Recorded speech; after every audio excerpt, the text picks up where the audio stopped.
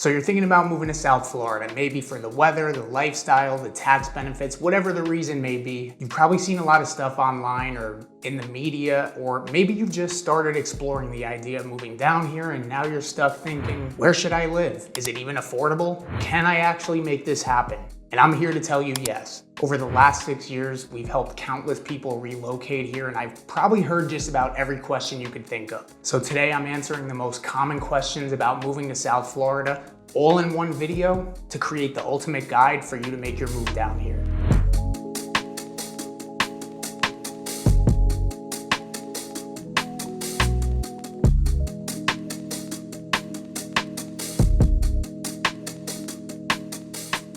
So I could probably write a book with all the questions that I've received about moving down to South Florida, which I actually did, more on that later. But I've noticed that out of the hundreds of questions that I've received, there's probably about 5 that are the most common that'll help get you on the right path. And we do have tons of videos and playlists on this channel to help guide you throughout this journey, so make sure to hit that subscribe button. And I want to start with the most common question that we get asked, which is, where should I live in South Florida? And that's a loaded question. It's very subjective, and it's going to depend on a number of key factors that we go over on our one-on-one Zoom calls. But I wanted to take a different approach this time because when it comes to choosing an area, South Florida is so diverse. So it really all comes down to your lifestyle and some really important questions that you need to ask yourself, like, what is your big anchor? What is the main thing that will draw you to a specific area?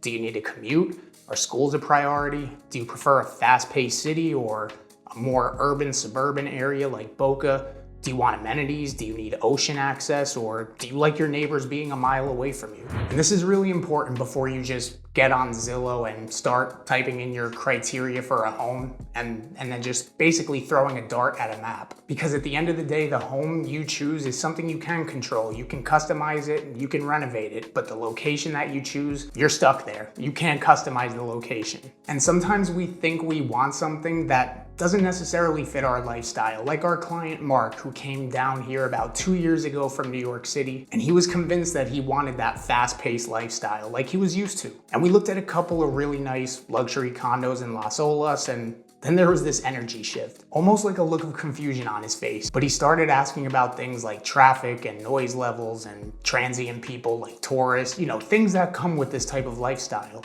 So we had to revisit those key questions from our initial conversation and just dig a little bit deeper. Mark works from home, so commuting wasn't an issue. He didn't need to be in the city. And it turns out he valued his privacy and space more than he thought he did, and having a yard with a pool was actually more important to him than being somewhere busy and walkable. But he does like to socialize, so naturally Fort Lauderdale or Miami just made sense at first, like it does for a lot of people. So the idea of a master plan community in the suburbs never even crossed his mind. Long story short, Mark now lives in a 3,500 square foot home in a gated community in Boca, the complete opposite from what he thought he wanted.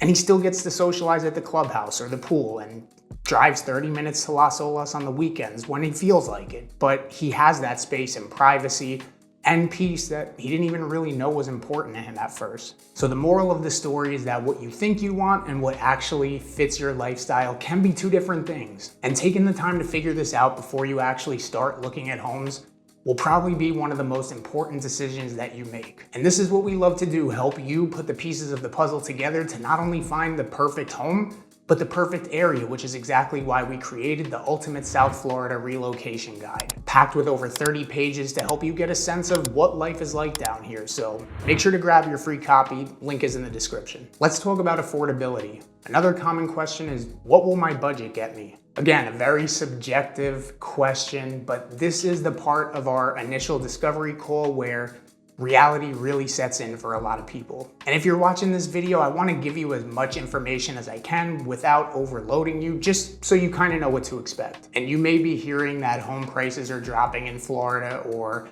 there's a mass exodus going on here, so inventory's through the roof. And while yes, that is true in certain towns and certain areas, big picture, prices aren't dropping. In fact, over the last year, the average home price in the Miami metro area grew over 16% for single family homes.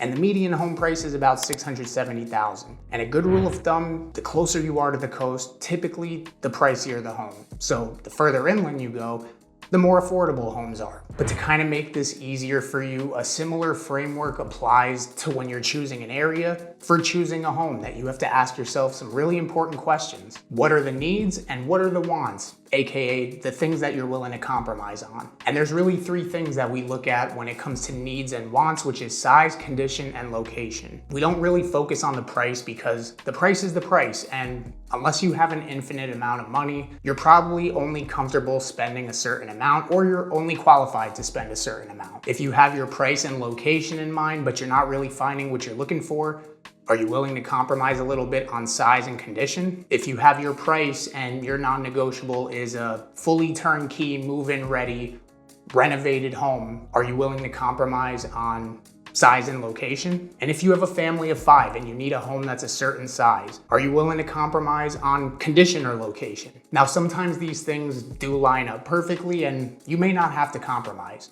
But this is just a very general framework to think about because everybody's situation is different, which is exactly why we encourage you to reach out to us. But if you start this way, this will at least give you a little bit of clarity.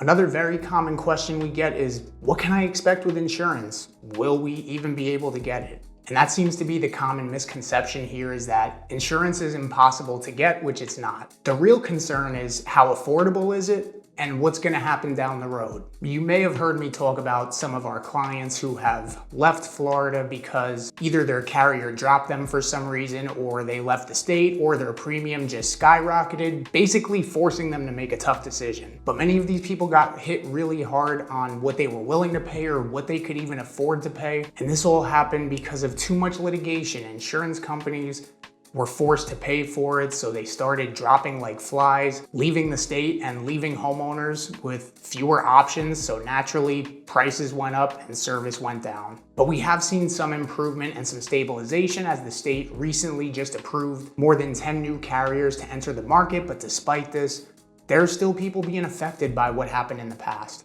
Now, obviously we want the best and we hope that more carriers enter the market in the future, but as of right now, you shouldn't fear that getting homeowners insurance is unattainable down here. Another thing that makes it more of a complex situation for some people is that most states may only require one type of policy, whereas in Florida, you may need multiple policies. You have your standard homeowners insurance policy, windstorm coverage, which protects from storm damage, and then potentially flood insurance.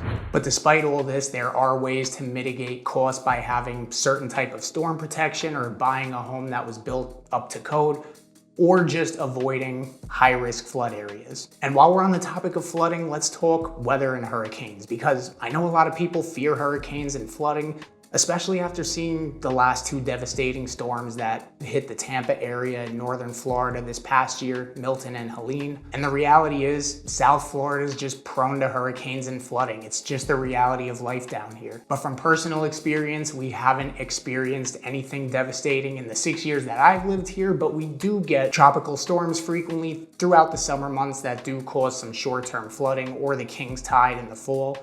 But it's more so flooding in the streets or in some yards.